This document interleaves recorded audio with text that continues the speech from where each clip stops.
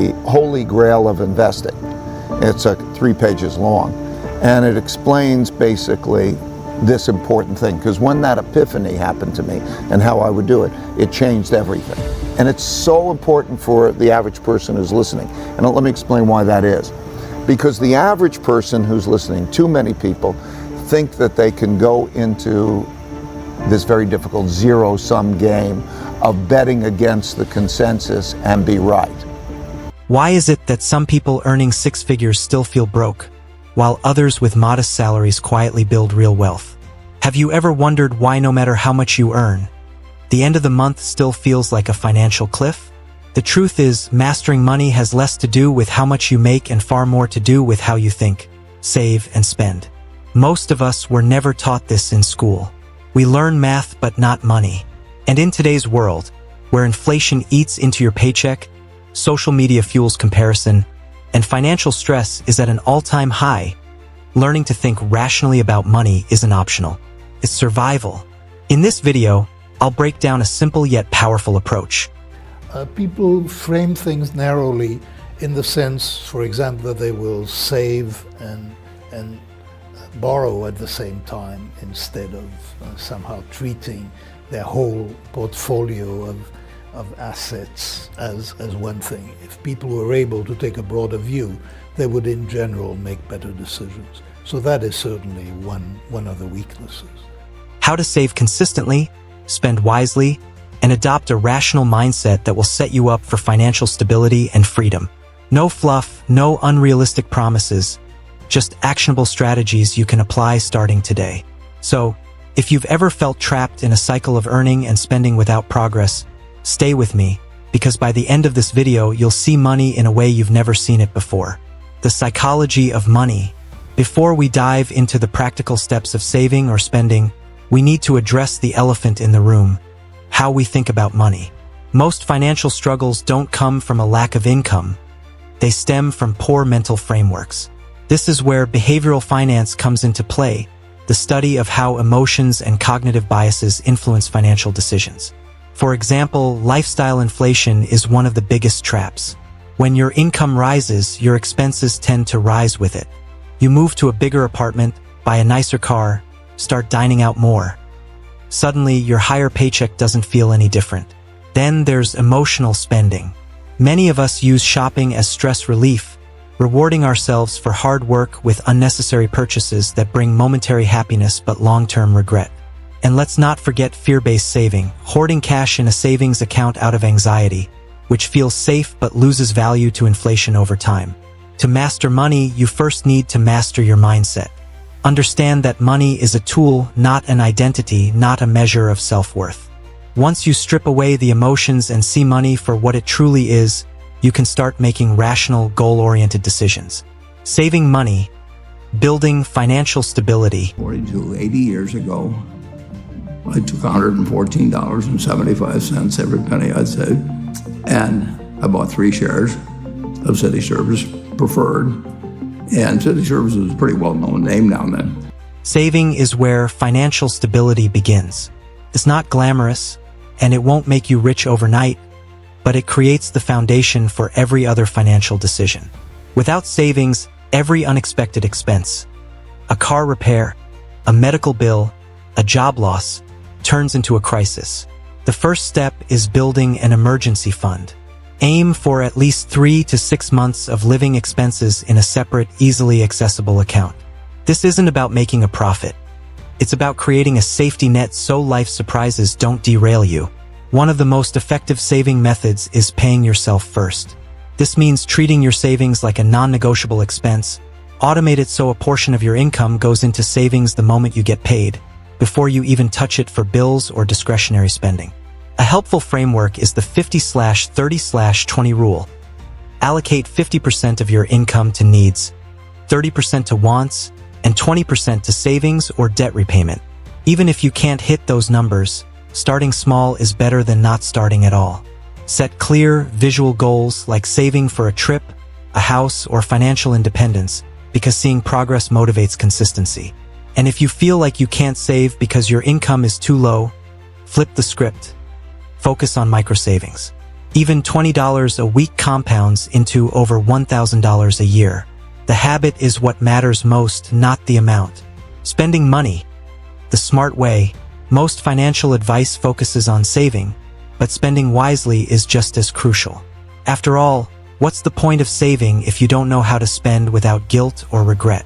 The key is understanding good versus bad spending. Good spending aligns with your values and either improves your quality of life or increases your future earning potential. Bad spending, on the other hand, drains your resources without adding lasting value. Impulse purchases, status-driven upgrades, or mindless subscriptions you forgot you had. The solution is conscious spending. Every dollar you spend should feel intentional. Start by tracking your expenses for a month. Where is your money actually going? You'll often find money leaks, small recurring costs like daily takeout coffee or unused streaming services that add up over time. Cutting these leaks doesn't mean living miserably. If we can create more than $1 of market value for every dollar we keep, you're better off whether you want to take that dollar out by selling a little piece of your stock or whether you continue to leave it in. That's the test. If we come to the conclusion that we can't do that, and we could come to the conclusion sometime, then we should distribute it to you. It means redirecting funds toward things that truly matter to you. And here's a rational mindset shift. It's okay to spend big when it's on the right things. Investing in experiences, education, or health often provides returns far beyond money. A trip with family creates memories that outlast any material purchase. A course that upgrades your skills can multiply your future income. Spending isn't the enemy, mindless spending is. Thinking rationally about money. Now comes the heart of the matter, rational thinking. This is where emotions and impulses are replaced with clarity and long-term perspective. One of the biggest traps is comparison. Social media shows curated lifestyles, luxury cars, designer clothes, constant vacations, making you feel behind. But remember, you're comparing your reality to someone else's highlight reel. Rational money thinking starts by asking critical questions before every purchase or financial decision. Will this matter in 5 years? Does this align with my long-term goals? Am I buying this because I need it or because I'm trying to impress someone? Another powerful concept is opportunity cost, the hidden price of every decision. When you spend $500 on a new phone, you're not just losing $500 today, you're losing what that money could have grown into if invested over time. Wealth is built not in days or weeks, but decades. Adopt the compound interest mindset. Small, consistent actions snowball into massive results. Educate yourself continuously, read books, listen to podcasts, follow credible financial educators. Rationality comes from knowledge and perspective, not luck. Building a personal money framework. Once you understand saving, spending, and rational thinking, If you're working in something where you're living off your paycheck from week to week, you want to have a little cash around, and you certainly don't want to have a credit card that's maxed out or anything like that. But if your house is paid off, if you don't have big living expenses, you got a portfolio of decent diversified businesses, don't really need any cash. it's time to put it all together into a personal framework. Think of this as your money map. Start with income. Know exactly how much comes in every month. From there, apply the pay yourself first principle. Immediately allocate a portion to savings or investments.